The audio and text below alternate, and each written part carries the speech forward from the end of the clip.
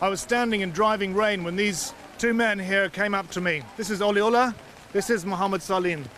They've been here for 3 days since they left Myanmar. They have not eaten in that time. They have no shelter. And they've also written a letter in English addressed to the World Food Programme. It says, with respect and humility, we state that we're helpless and shelterless. We didn't get anything here. We are so hungry. We have no shelter, medicine, clothes or food. Our babies are going to die by illness. It's a crisis that's worsening by the day. Around 500,000 Muslim Rohingya refugees have now fled across the border into Bangladesh, escaping what the UN has described as ethnic cleansing carried out by Myanmar's military. Most of the refugees are women and children facing terrible conditions in improvised camps with little or no food and the growing threat of disease. Myanmar's authorities blame the violence on extremist Bengalis, but the international community has criticised Myanmar's government, with some calling for its leader, Aung San Suu Kyi, to be stripped of her Nobel Peace Prize. Our Asia correspondent Jonathan Miller has the latest from the Myanmar border. Well, the UN General Assembly starts off this week with the violence in Myanmar on everyone's minds. Foreign Secretary Boris Johnson will be chairing behind closed doors meetings with other foreign ministers from tomorrow. It's just a year since Aung San Suu Kyi first addressed the General Assembly as Burma's new political leader, and she told them that her government was standing firm against what she called the forces of prejudice and intolerance in Rakhine State. What a difference a year makes. On Tuesday, she'll be addressing the nation for the first time since this whole crisis exploded. And today, the UN Secretary-General, Antonio Guterres, told the BBC that this would be her last chance to end the military offensive. Meanwhile, here in Bangladesh, on the Burma border, crisis is fast turning to catastrophe. Today, I bumped into the president of Refugees International, a former senior American diplomat. Here's his view. I can't remember seeing anything as awful as what we're seeing here. The stories we've heard about massive violations of human rights, unquestionable crimes against humanity, ethnic cleansing. This is like almost nothing I've seen before. So it's really difficult to overstate the trauma that hundreds of thousands of people have been through. And just the world needs to be doing far more than it's doing right now. More than 500,000 Rohingya refugees have crossed into Bangladesh here in the space of just 3 weeks. UN agencies were completely unprepared for the scale of this influx of people. And so the refugees have been left to fend pretty much for themselves. Most here won't have eaten properly in days, and their flimsy shelters are inadequate. 80% of them are women and children, and the UN Children's Agency, UNICEF, says there are 230,000 children among these 500,000 refugees. Some are rather angry at the Rohingya insurgents who precipitated this crisis by attacking police posts in Burma, but most are simply too exhausted, too hungry, and too miserable to start pinning blame. They're just trying to survive. The President left the room to prepare for his speech to the General Assembly tomorrow, but not before speaking with the Prime Minister of Bangladesh, Sheikh Hasina. Her country is asking the UN for urgent help now it's host to hundreds of thousands of Rohingya refugees fleeing what the Secretary-General has called ethnic cleansing by Myanmar authorities. This morning, the UK, with close ties to Aung San Suu Kyi and the power to put the matter on the Security Council agenda, hosted a closed meeting on the issue.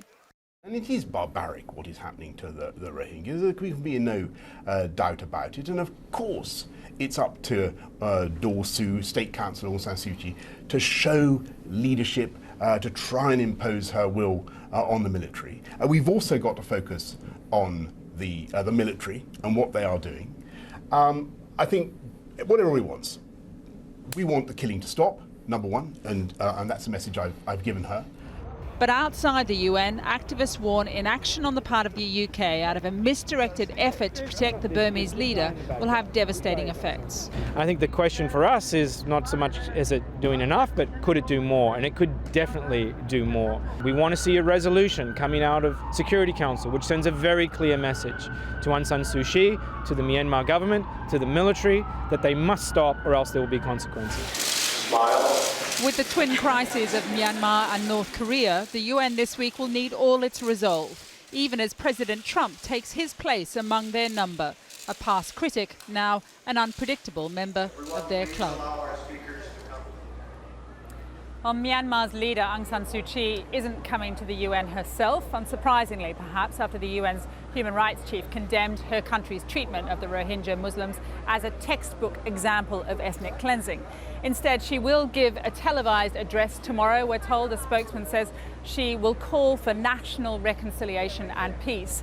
But conditions for the 500,000 Rohingya who've now fled into Bangladesh are getting even worse. Torrential monsoon rains adding to their misery. From the border, our Asia correspondent Jonathan Miller reports.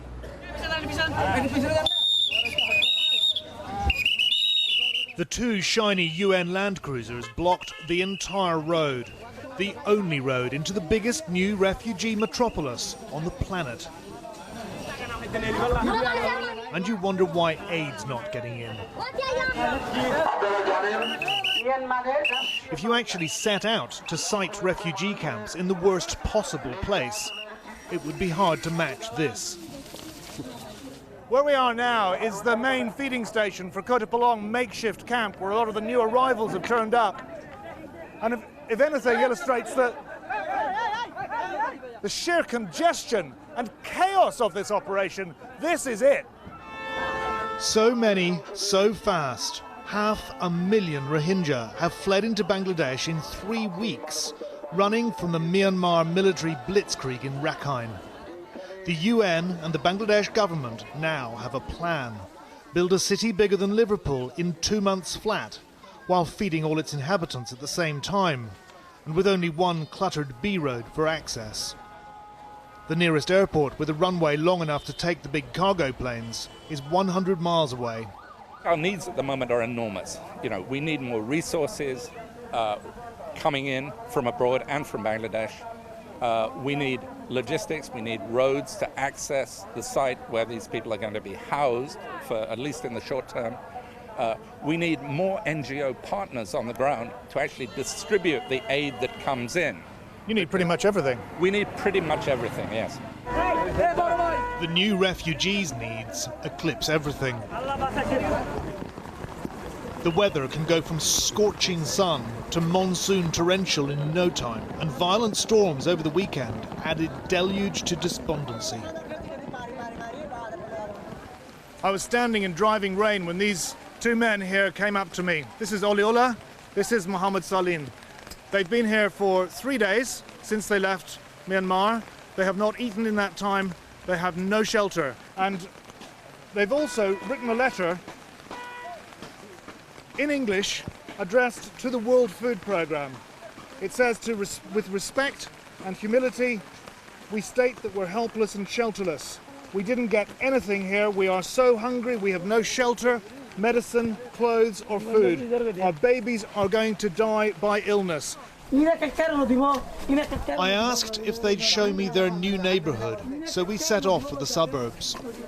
You get stopped all the time by desperate, hungry people. This lady, who'd been hiding in the mountains for days, said, "I have nothing to eat, no shelter. What can I do? There is nobody left in this world for me."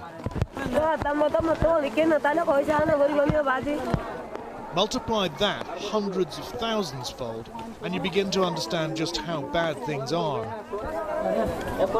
Ollie and Mohammed marched on. The terrain was now lethal, uphills and downhills through mud butter. On a hilltop in the outer suburbs, I met Amir Hamza, his wife Asma, and their family. At 92, he hadn't just walked up these slopes, he'd walked in from Burma, and it took him a week. He'd arrived on Saturday and had not eaten since. I asked how they'd weathered the storm. In chorus, they told me how the ferocious wind had blown their plastic bag roof off in the small hours. They were drenched. Old Amir said they'd shivered all night. It must have been so cold. The tarpaulin blew away and we all had to go and get it this morning. It's so muddy up here, we can't even make a stove and it's too wet to light a fire. Still, it's better to be here than in Burma. At least we are safe. Nobody is coming for us. We have shelter, we can sleep, it's just that we don't have enough food.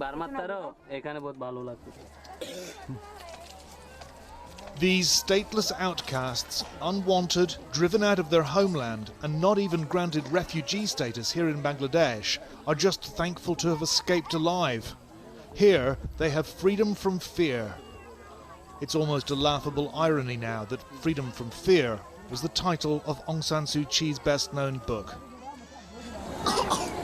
Beyond the CBD of Mud City, there's no safe water, no wells, no pumps.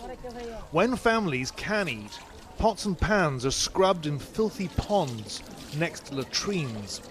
This is dangerous. On top of the next hill, we finally reached Oliuddin's new home. There were 30 in his extended family. His mum spoke for all of them. Our children are being taken away without trace by the Burmese military. They set fire to our houses. When we escape, they help themselves to our livestock. We have nothing left. We saw our neighbours being killed and ran into the mountains. My 6 brothers-in-law and my 2 nephews were killed. Our people are being slaughtered in Burma. At least we can sleep in peace over here. Okay, Freedom from fear. The Bangladesh government wants all Rohingya returned to Myanmar, but that's very unlikely to happen anytime soon. They're already terribly homesick. A broken, semi-submerged bamboo bridge connecting the road to the camp, a metaphor for all that is wrong. Far, far more Rohingya have arrived in Bangladesh in the past 3 weeks than the total number of migrants and refugees who fled by sea to Europe in the whole of last year. Tomorrow, Aung San Suu Kyi, the former political prisoner turned Burma's political leader, addresses her nation. Goodness knows what she will say. Well, President Trump's speech did not address the Myanmar crisis that's led to more than 400,000 Rohingya Muslims to flee their homeland. Myanmar's de facto leader, Aung San Suu Kyi, who cancelled her visit to the UN General Assembly, has refused to blame the army for the conflict. But in her first countrywide address on the issue, the Nobel Peace Laureate said that she felt deeply for the suffering of all people in the conflict. She made the address in English. Her statement seems to fly in the face of reports from the refugees who've spoken of burned villages, mass shootings, and much worse. Our Asia correspondent, Jonathan Miller, reports tonight from Jolpaitoli, refugee camp right inside the border with Bangladesh, where Rohingyas fleeing the violence in Myanmar have been describing the horror that they've left behind. The UN Secretary-General warned this speech would be her last chance to end the carnage in Rakhine.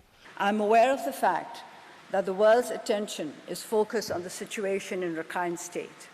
But in the face of overwhelming evidence of ethnic cleansing happening under her nose, Burma's political leader appeared both delusional and in denial. Since the 5th of September, there have been no armed clashes and there have been no clearance operations.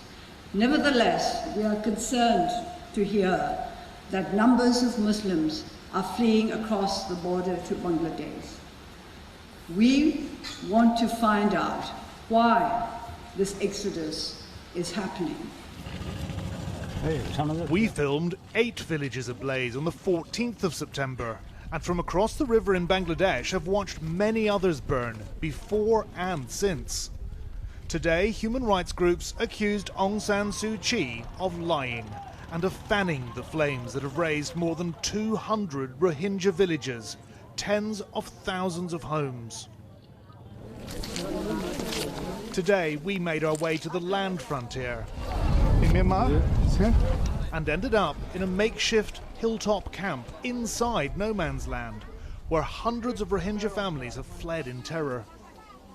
There will be many still clinging to the diminishing sliver of hope that Aung San Suu Kyi has a gun to her head, but her failure to condemn the atrocities of the Myanmar military, and worse, to deny that they're even happening, would appear to confer on the Nobel Peace Laureate the very saddest title of all, Fallen Goddess. Accompanied by edgy Bangladeshi border guards, we went right up to the wire and looked directly into Rakhine State. Burmese border security patrols along this fence twice a day. Not far from here, they've laid landmines that have killed refugees as they've crossed. At the fence, I met a Rohingya rice farmer whose experience might enlighten Aung San Suu Kyi. That's my house over there, inside Burma. That's where my family has lived for 150 years, just a few yards from no man's land. After Eid prayers on Saturday the 2nd of September, Kafayatullah's brother Jarullah and his wife Aisha were in the house with their 3-year-old son when soldiers burst in. Jarullah was shot through the chest and Aisha killed too. The villagers ran with Jarullah's dead body towards the Bangladesh border. A villager can be heard on the phone saying, Kafayatullah's brother's been killed by the military. Suddenly, there's panic. The army's coming, they shout as they run. As they reach the barbed wire, others gather as the horror begins to sink in. Back at the farmhouse, this young man said he'd found the 3-year-old under his dead mother, all covered in blood. As he pulled him out, he realized he had somehow survived. Check the house again, he suddenly shouts. There might be someone else alive in there. There wasn't. Kafayatullah buried Jarullah and Aisha inside Bangladesh after he too had fled with his young orphaned nephew. We had no option but to run into no man's land. It's not just because our rights were being denied, it's because we were being killed. Nearly half of the 500,000 Rohingya who've fled are children, more than 1,300 of whom have been separated from their families. The UN Children's Agency has already set up more than 40 child-friendly areas in camps where they can play, draw, sing, dance and sometimes laugh. Many are deeply affected by the terrible things they have seen. Children's charities say that in the camps they're vulnerable to abuse, trafficking, child labour, child marriage. This boy is 10. Accompanied by a UN child protection officer, we spoke to him about his ordeal. The military came into our village 3 times. They killed people with machetes. When they began to burn our houses, villagers started running in every direction. I just held my little sister's hand and followed a group. Halim has looked everywhere for his mum and dad, but hasn't found them. It was really tough to walk all this way. As I don't have any parents, I'm living with other people. It's not like home though. They're nice, but I don't feel any love. Right now, needs are very basic. Food, water, shelter, health. Mental health problems will fester with time. They've gone through a traumatic episode in terms of their displacement and fleeing of violence, and now they're moving into very difficult conditions here in the camps, and there's a lot of uncertainty about their future. Depression and anxiety are the 2 big types of mental health conditions that we see. Across the population, or children in particular? Usually we would find that the majority of cases are with women and children. On the day Aung San Suu Kyi buried her head in the sand, we passed the broken bamboo bridge where Rohingya are drowning in a sea of sorrows. This has been the biggest and fastest movement of refugees across any frontier since the Rwandan genocide. 23 years on, Is the United Nations competent to hold the perpetrators of the Rakhine atrocities to account? Or will they get away with murder in this dawning age of impunity? Jonathan Miller there. Now, I'm joined now from New York by Mona Khalil, an international lawyer with extensive experience in UN peace and security efforts, and by the former Tory MP and then head of humanitarian affairs and emergency relief at the UN, Sir Stephen O'Brien from Cheshire. Welcome to you both. Let me start with you, Sir Stephen. You heard Jonathan Miller's report there. I mean, are they getting away with murder, the Burmese military? Are they getting away with impunity? Are we once again witnessing something that every time when it happens, we say never, ever again? I think you're absolutely right that there is a clear evidence here of 417,000 people, mainly women and children, crossing a border. You don't do that unless there's a reason for you to flee and flee for your life. And for so many men who have not been able to keep with them, therefore they must be suffering, if not killed, and for over 200 of those villages to be set ablaze. But notably, houses which belong to non-Muslims have not been set alight. So we can see the continuing discrimination, we can see the military activity, the facts speak for themselves. And of course it was disappointing that the first state's councillor, Aung San Suu Kyi, chose not to make it clear that every citizen should have equal rights under the law, and for her to use her moral authority and leadership that would expect at least everybody to be included, whereas the military do need to be held to account, and I think that's what now needs to be done. And I visited Myanmar myself last year. I went to Rakhine State, I went to Sitwe, I saw the enclave where the Muslims are suffering, and this is something where the United Nations, where we've spoken up very loudly, we are reaching people for humanitarian needs, but in terms of the opportunity to hold people to account, that I think is where a lot more needs to happen. Okay, Mona Khalil, let me turn to you. I mean, not only are they not being held to account, but Aung San Suu Kyi, a Nobel Peace Laureate who was celebrated by the UN until recently, hasn't even bothered to show up and explain herself. I mean, where does that leave the credibility of the organization in the building behind you? Well, first and foremost, I think we have to recognize that the Rohingya community itself has shown more compassion for Aung San Suu Kyi than she has shown them. They have thus far held up the theory that she is under duress, that she has limited power to constrain her military.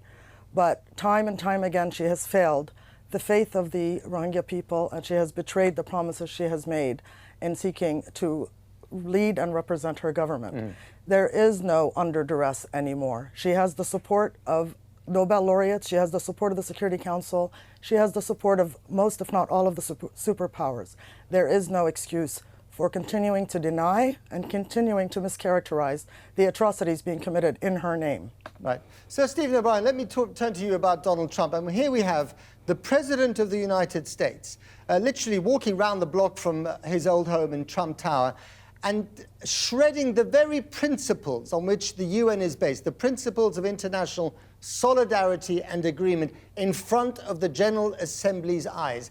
Is this a low point for the organization?